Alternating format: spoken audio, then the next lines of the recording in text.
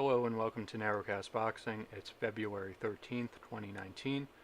Let's talk about the fight which I was interested in from over the weekend. It was Gervonta Davis versus Hugo Ruiz, and it turned out to be not much of a fight at all, really. Davis scored the first round knockout.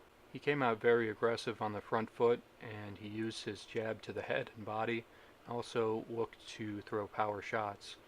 The first big punch that landed was a right cross thrown in combination. It was thrown behind Ruiz's guard, and it managed to knock him down.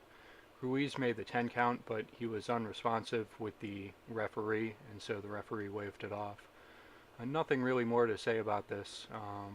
Hopefully we'll get to see Davis in the ring sooner rather than later, and hopefully against an opponent who can stand up to him. And it will be interesting also to see whether or not Davis will continue to fight at 130 pounds or if he plans on moving up to 135. I did mention last week that 3 other fighters of note were in action, but I didn't manage to catch any of their fights. Ray Vargas and Jose Ramirez won their fights by decision, while Alberto Machado lost his fight.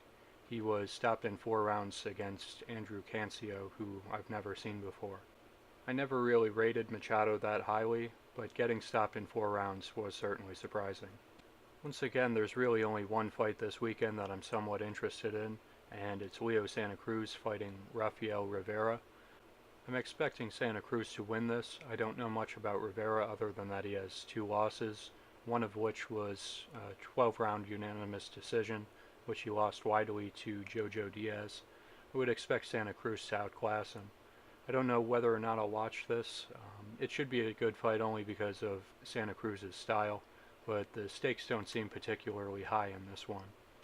One final thing that I'd like to mention is that a couple of hours before I recorded this podcast, it was announced that Anthony Joshua will be defending his heavyweight championships against Jarrell Miller on June 1st at Madison Square Garden. I think I'll end up talking about this fight the week before it happens.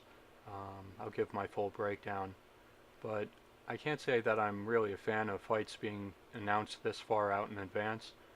It's about 3.5 months, which is a very long time. Most of the press events and the back and forth between fighters and just the promotion in general, I usually find to be pretty uninteresting. Anyway, that's it for this week. It was a pretty short episode just because there wasn't a whole lot going on.